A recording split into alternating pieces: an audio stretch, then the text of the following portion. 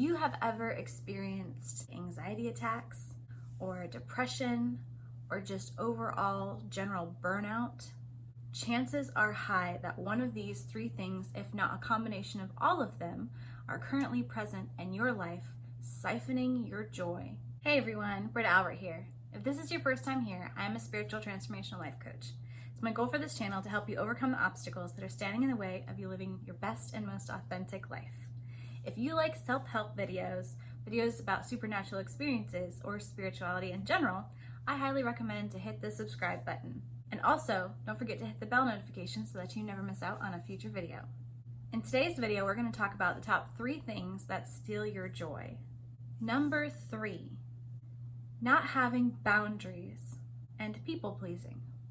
If you are a natural people pleaser, you have a lot of compassion and a lot of love and understanding for people. People pleasing is difficult to get out of because we convince ourselves that not only are we helping the other individuals when they need it, even if they're walking all over us, but there's something about people pleasing that we get out of it too.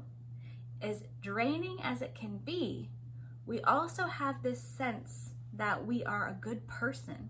We might not call it people pleasing in our minds, but when somebody asks you to take their shift at work and you've already worked 5 days that week, you desperately need that day off, and you simply agree to it because you're wanting to try to be helpful, knowing that it's going to cause you to burn out, or knowing that you had plans.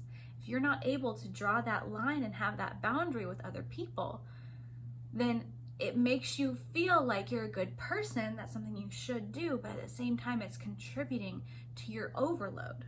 And ultimately, what that's going to do is it's going to make you bitter towards that person that you're helping anyway. You might be helping them in the short term, but in the long term, you're actually going to be damaging your relationship with them, the way that you see them, and you're ultimately going to be sabotaging yourself and allowing it to steal your joy. How do you keep from people pleasing? You want to make sure that you're able to set clear boundaries with people and that you can trust yourself to maintain those boundaries. It's one thing to set the boundaries, which is really, really awesome. That's your first step, right? It's another thing to uphold the boundaries. How many times have you been courageous enough to finally just set those boundaries and say, I'm not doing this anymore. I'm not going to help you with this thing anymore. You keep walking all over me and it's draining me, or it's pissing me off, or whatever the vocabulary looks like for you. How many times have you set boundaries and you said, I'm going to get up at 5 in the morning and I'm going to work out, and even setting boundaries with yourself. So I'm going to go to bed at this time each night. We can set boundaries with others, or we can set boundaries for ourselves with ourselves. But if we're not upholding the boundaries, if we're cheating and we're bending the rules and we're giving in here and giving in there, then our boundaries, they don't exist anymore. So we're going to have to redo all of the work to reset those boundaries, recommunicate those, and people may get mad at you when you finally start upholding them because they're so used to you saying whatever your boundaries are, but then giving anyway, that when they finally start to push and you're keeping your word with yourself and you're respecting your own boundaries that you've created with others or with yourself, those people, they might start to get mad at you. You may see relationships suffer or even go away entirely when you're no longer willing to give. But if you stay firm with love and compassion, you can still be the kind person that you want to be, but you can do it in a way that serves you and that person, by seeing them as having the ability to figure things out for themselves. They're not walking all over you all the time. They're not taking your energy. And then it saves your energy from when they really do need help someday, or somebody else really needs help, that you can then put your energy forth into that, and you have some to spare. That is how you are able to stop people pleasing. Again, this is just like everything. It may take some time. Be gentle with yourself. Be gracious with yourself as you're learning to set these boundaries, and you're learning to be honest with yourself, and you're learning to rebuild that trust within yourself to keep those boundaries. And every time that you give and you bend and you give in on a boundary that you've set, don't beat yourself up, but recommit to yourself. Why are you doing this? Understand that this is stealing your joy, and you're taking back your joy. You're taking back your thriving ability in life. You're taking this back because you respect yourself, because you love yourself, and it's worth it. You've got this. The second thing that steals our joy is overworking ourselves or spreading ourselves too thin. Now, this can seem similar to people pleasing and not having boundaries, and in some ways it is, because it's setting boundaries with yourself. But when you have this drive to keep going, and you're never taking a rest, and you're never taking time for yourself, and you're never taking a vacation from work, or you're just always going, you're always finding something to do, there's a reason that you're doing that. There's something that you don't want to sit with. And you might not be aware of it at the moment. You can think, well, I constantly go and go. I can't think of anything that I'm afraid to sit with. I can't think of any reason that I'm using this as a cover so that I'm not sitting by myself with my thoughts. I'm not afraid of my thoughts. That's a perfect mindset to start out in. But when you start to sit with the silence, when you take a day off and you commit to yourself to do nothing, no chores, no cleaning the house, no grocery shopping, no paying bills, no find a sitter for the kids, even if it's for an hour, you're going to commit to that hour of doing nothing. When you finally make that happen and stop making excuses for why you can't, you take some time for yourself, by yourself, not on your phone, not on social media, not listening to audiobooks, not listening to podcasts, and it's just you, and it's just rest. There's going to be some resistance that comes up. It's going to feel uncomfortable. You're going to want to go. You're going to want to move. You're going to want to talk to somebody. You're going to want to do something. And that is where you'll start to get a better idea of where this is coming from and why. Oftentimes when we go, especially if we have a family, is because there's this fear within us, this belief system that if you stop going, that you're going to lose it all, that it's all going to fall apart. All of your hard work, all of your progress, it's all just going to fall away the moment that you stop working. Now, logically, you know that's not true.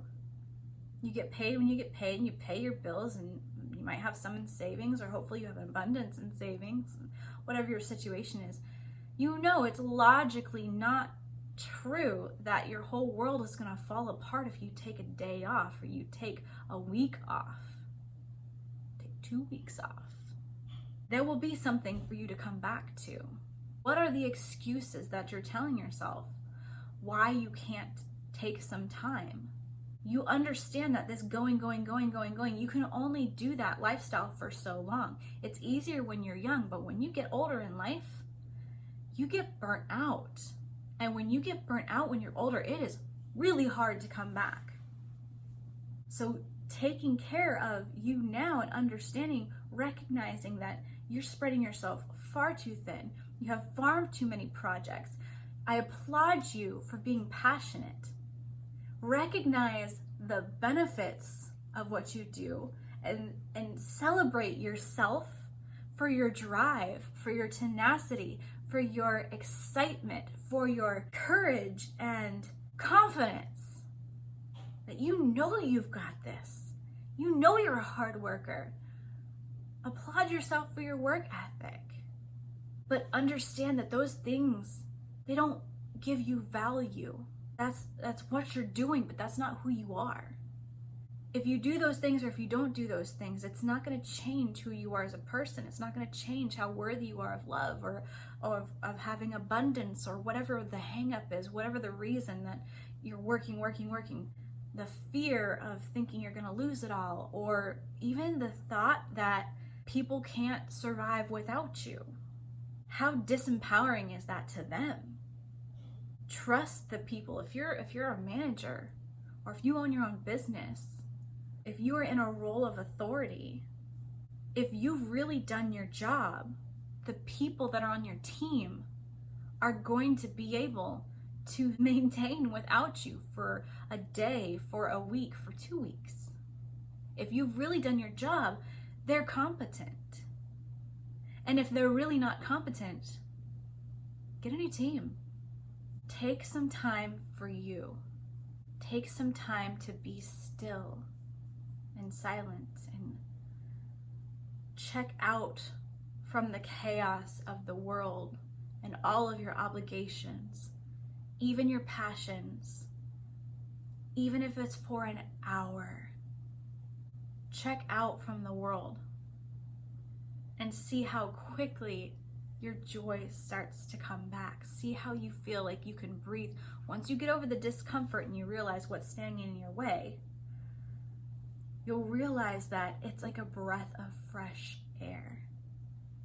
And the number one thing that is stealing your joy and draining you of life is not having self-care.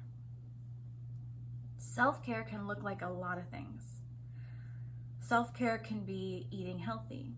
Self-care can be moderate exercise. Self-care can be hygiene. Self-care can be getting enough sleep, going to bed at a decent hour. Self-care is having boundaries.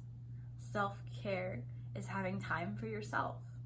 Self-care can be meditating. Self-care can be going for a walk.